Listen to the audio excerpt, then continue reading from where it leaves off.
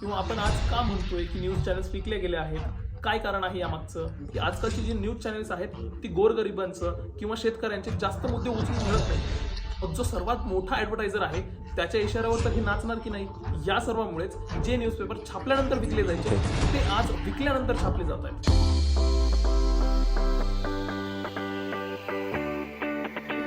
मतदानापूर्वी आपण विचारपूर्वक निवड करतो. ही निवड मिळालेल्या माहितीनुसार असते, हो ना. आणि आपल्याला वाटतं की आपण आपल्या मनानुसार आपण ठरवून मतदान करतोय. पण जर तुम्हाला मिळालेली माहितीच जर जाणीवपूर्वक बदल घडवून दिलेली असेल तर काय होणार. न्यूज चॅनल हे पॉलिटिकल पार्टीसाठी खूप जास्त महत्त्वाचे असते, कारण न्यूजच्या माहितीद्वारे एखाद्या देशाचे पूर्णपणे विचार बदलता येतात. मग जर न्यूजमध्ये एवढी ताकद आहे तर आपण जे आजकाल म्हणत असतो की आपले न्यूज चॅनल विकले गेले आहेत, ते खरंच सत्य आहे का. पैसे काय एखाद्याच पार्टीकडे आहेत का, आणि पैसे काय गव्हर्नमेंटकडे नाही आहेत का. पैशांचीच गोष्ट असली असती तर प्रत्येक जणाने न्यूज चॅनलवर अधिकार गाजवला नसता का. आपण न्यूज अँकर्स आणि पत्रकारांना शिव्या देऊन मोकळे होतो, पण खरं पाहिलं तर पत्रकारांनी न्यूज अँकर्स तर तिथले एम्प्लॉय आहेत, त्यांच्या हातात तर जास्त काही नाहीये. मग हे सगळं घडतं ते कोणामुळे घडतं, किंवा आपण आज का म्हणतोय की न्यूज चॅनल्स विकले गेले आहेत, काय कारण आहे यामागचं. हे समुद्र खवले आहे आणि ह्या लाटा बघा, आणि ह्या लाटा आणि माझ्या त्या आईचा घोडा आहे, या लाटांच्या आई. दो ड्रग दो ड्रग दो ड्रग दो ड्रग दो मुझे ड्रग दो। 2000 रुपए के हर एक नोट पर NGC यानी नैनो GPS चिप लगा हुआ होगा और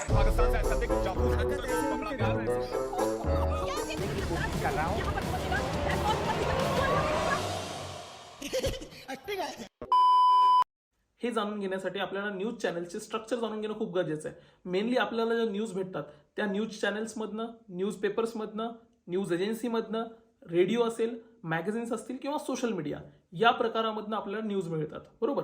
पण मुख्य पाहिलं तर न्यूज पेपर्स, न्यूज चॅनल्स आणि न्यूज एजन्सीज हे मेन सोर्सेस आहेत आपल्याला न्यूज भेटण्याचे. आता यात न्यूज एजन्सी काय आहे, भरपूर जणांना प्रश्न पडेल, न्यूज एजन्सी हा नवीन शब्द काय आहे, किंवा काही जणांना माहीतही नसेल न्यूज एजन्सी. तर मी पहिले न्यूज एजन्सी काय आहे हे सांगतो आणि त्याचं किती महत्त्व आहे हे पण तुम्हाला सांगतो. न्यूज एजन्सी खूप मोठ्या लेवलवर ऑपरेट होते, यांचे मोठे मोठे ऑफिसेस आहेत, फक्त भारतातच नाही तर पूर्ण जगामध्ये ऑफिसेस आहेत. न्यूज एजन्सीचं काम असतं ऑल ओव्हर इंडिया किंवा ऑल ओव्हर वर्ल्डमधनं न्यूज फेच करणं आणि ही न्यूज पुढे न्यूज पेपर्स असतील किंवा न्यूज चॅनल्स असतील त्यांना विकणं. इवन न्यूज एजन्सी ज्या आहेत त्या गव्हर्नमेंटचं जे DD नॅशनल चॅनल आहे त्यांनाही न्यूज विकतं. यामध्ये इंडियाच्या मुख्य न्यूज एजन्सी ज्या आहेत त्या आहेत ANI, Asian news of India, PTI, press trust of India, UNI, United news of India. तर या ज्या एजन्सी आहेत या भारताच्या एजन्सी आहेत. तुम्ही पाहिलं असेल टाइम्स ऑफ इंडिया किंवा हिंदुस्तान टाइम्समध्ये तुम्हाला भरपूर साऱ्या न्यूजच्या कोपऱ्यावर लिहिलेलं दिसेल PTI. म्हणजे काय तर त्यांनी ही जी न्यूज आहे ह्या PTI सोर्सकडनं विकत घेतलेली आहे किंवा त्यांना ती मिळवलेली आहे. या न्यूज मीडिया, न्यूज चॅनल्स किंवा न्यूज पेपर्सकडे एवढे एम्प्लॉई नसतात की ते प्रत्येक ठिकाणी जाऊन न्यूज कलेक्ट करू शकतील. त्यामुळे न्यूज एजन्सीचं महत्त्व वाढतं, कारण न्यूज एजन्सीकडे सर्वात जास्त एम्प्लॉई आहेत आणि सर्वीकडे पसरलेले आहेत. बघा, यांनी काही सांगितलं तर सामान्य लोक त्याच्यावर विश्वास ठेवतात, कारण सामान्य लोक घटनास्थळी जाऊन त्याची पडताळणी तर करू शकत नाहीत. प्रत्येक गव्हर्नमेंटच्या अपोजिशनमध्ये हेच न्यूज चॅनल असतात.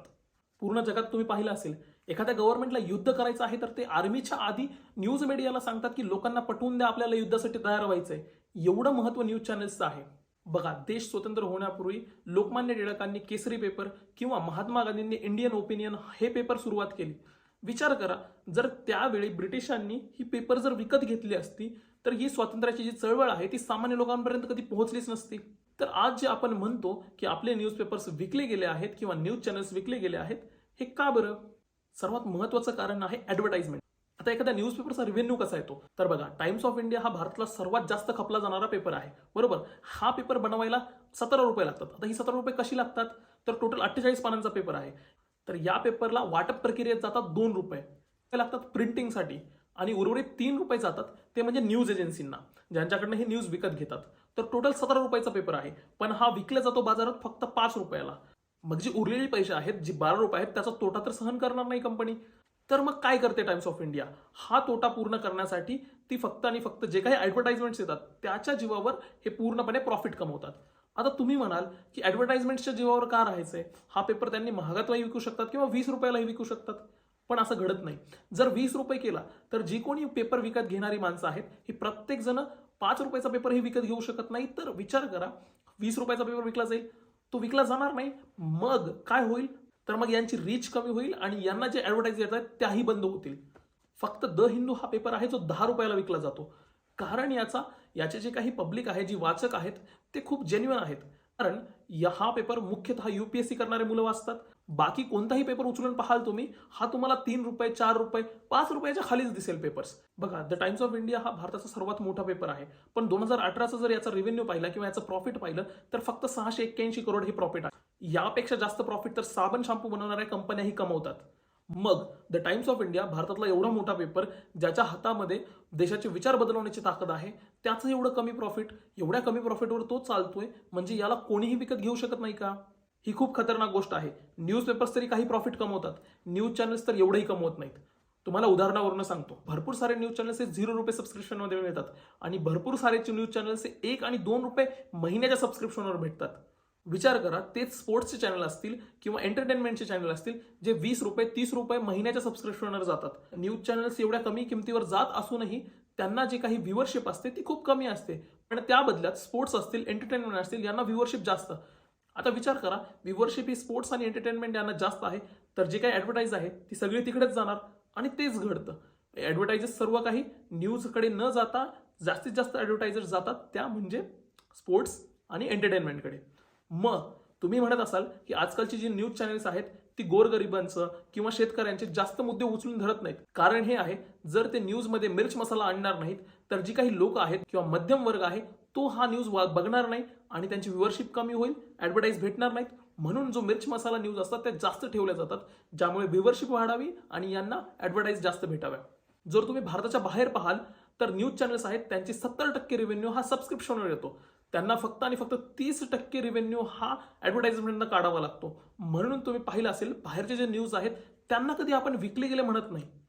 आता ज्या भारतातल्या कंपन्या आहेत, ज्या छोट्या मोठ्या कंपन्या आहेत, त्या महिन्यातनं 1-2 ॲड देतील, बरोबर, त्यापेक्षा जास्त देणार नाहीत. मग जो सर्वात मोठा ॲडव्हर्टायझर आहे त्याच्या इशाऱ्यावर तर हे नाचणार की नाही? तर सर्वात मोठा ॲडव्हर्टायझर आहे गव्हर्नमेंट. कारण गव्हर्नमेंटकडे हजारो स्कीम असतात, यांच्याकडे हजारो प्रोजेक्ट्स असतात. LIC असेल, रेल्वे असेल, हेल्थ असेल, भरपूर सारे प्रोजेक्ट्स. आणि या प्रोजेक्ट्सचं जे ॲडव्हर्टाइजमेंट आहे ते खूप जोरशोरामध्ये करतात आणि या ॲडव्हर्टाइजमेंटसाठीच यांना न्यूज मीडिया, न्यूज चॅनल्स लागतात. आणि म्हणूनच भारतात गव्हर्नमेंटची न्यूज चॅनलला व्यवस्थित राहावं लागतं. जर ते व्यवस्थित गव्हर्नमेंटची राहिले नाहीत तर त्यांचे ॲडव्हर्टाइजमेंटचे कॉन्ट्रॅक्ट्स बंद होतील. याचं सर्वात सोपं उदाहरण सांगतो मी तुम्हाला. 2013 पूर्वी टाइम्स ऑफ इंडिया किंवा द हिंदू जे मोदी विरुद्ध भरपूर सारे न्यूजेस छापायचे, ते अचानक का बंद झाले 2014 नंतर? तर घडलं असं, ज्या वेळेस भाजप सत्तेत आली त्यांनी सर्वात पहिलं काम हे केलं की हे जे न्यूजचे कॉन्ट्रॅक्ट्स आहेत ते पूर्णपणे बंद केले. कोणाकडनं? द हिंदू आणि टाइम्स ऑफ इंडियाकडनं.